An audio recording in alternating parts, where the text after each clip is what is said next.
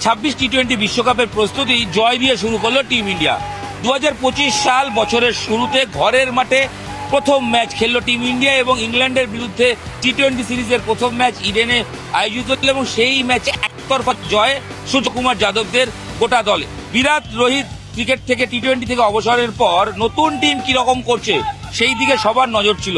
আগামী বছর 2026-এ টি-20 বিশ্বকাপ ঘরের মাঠেই অনুষ্ঠিত হবে, তাই তার আগে দল কিভাবে প্রস্তুত নিচ্ছে, যদিও হাতে সময় রয়েছে, কিন্তু ইংল্যান্ডের বিরুদ্ধে 5টা ম্যাচের যে সিরিজ, এই ম্যাচ থেকেই বোঝা যাবে সম্ভাব্য যে দলটা গম্ভীর ভাবছেন টি-20 বিশ্বকাপের জন্য কারা হতে যাচ্ছেন, কারা থাকবেন। সেই ম্যাচ যদি দেখি এবং সেই ম্যাচে যদি সূচনা লগ্ন দেখি, তাহলে এক কথায় বলাই যায় শুরুটা যার ভালো হয় তার সবটাই ভালো হয় এবং অবশ্যই শুরুটা ভালো হলো ভারতীয় দলের।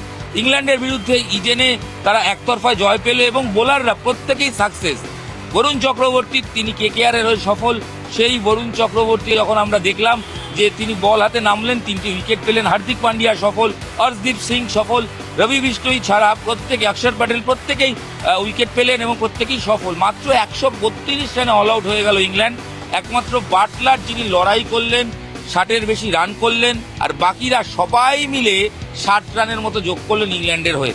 132 রানের পুঁজি নিয়ে এই ম্যাচ জেতা ইডেনের উইকেটে কার্যত সম্ভব নয় এবং যেটা হওয়ার সেটাই হলো এবং মাত্র 132 রান, 120 বলে টার্গেট, 133 করতে হবে। এই পর্যায়ে ব্যাট করতে নেমে অসাধারণ শুরু করলেন সঞ্জু স্যামসন এবং অবশ্যই অভিষেক শর্মা, দুই ওপেনার পাঞ্জাব কি পুত্তার অভিষেক শর্মা 34 বলে 79 রান করলেন। অভিষেক শর্মা সাম্প্রতিক সময় খুব একটা ভালো রান করছিলেন না টি-20-তে। তিনি ঘরোয়া ক্রিকেটে আইপিএলে এতটা সফল, ভারতের জার্সিতে সেভাবে সফল হচ্ছিলেন না, কিন্তু অবশেষে সফল হলেন এবং অসাধারণ একটা ইনিংস খেললেন।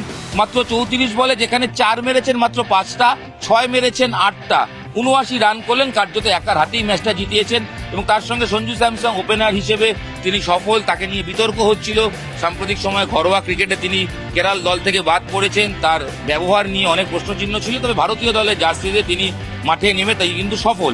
অধিনায়ক সূর্যকুমার যাদব তিনি রান না পেলেও তিলক বর্মা এবং হার্দিক পান্ডিয়া দলকে জিতিয়ে দিতে কোনো অসুবিধা হলো না। মাত্র 12 ওভার 5 বলে প্রায় 43 বল বাকি থাকতে ম্যাচ জিতল টিম ইন্ডিয়া এবং ম্যাচের শেষে অবশ্যই জয় যাত্রাটা এক কথায় বলাই যায় ভালোই হলো। টসে জিতে এদিন ফিল্ডিং করেছিলেন এবং অবশ্যই যেটা বলার, ভারত কিন্তু একটা চমক দিয়েছিল। কি চমক? মোহাম্মদ সামি, যাকে এক্সপেক্ট করা হয়েছিল তিনি খেলবেন, তার প্রত্যাবর্তন হবে ইডেনের উইকেটে, কিন্তু শেষ পর্যন্ত তাকে খেলানো হয়নি। যেটা দেখা গেল সামির জায়গায় রবি বিষ্ণুই খেলছেন।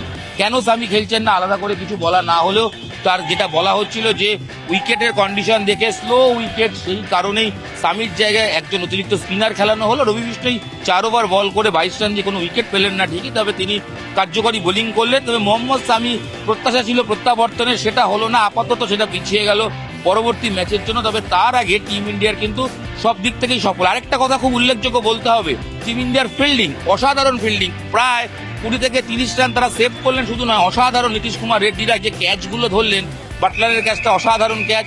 এক কথায় বলাই যায় তারা কিন্তু ফিল্ডিংয়ে অনেক ইমপ্রুভ করেছেন এবং ইয়ং ব্রিগেড অলওয়েজ তারা অনেক টাইট ফিল্ডিং করার কথা এবং সেটাই মাঠে করেছেন।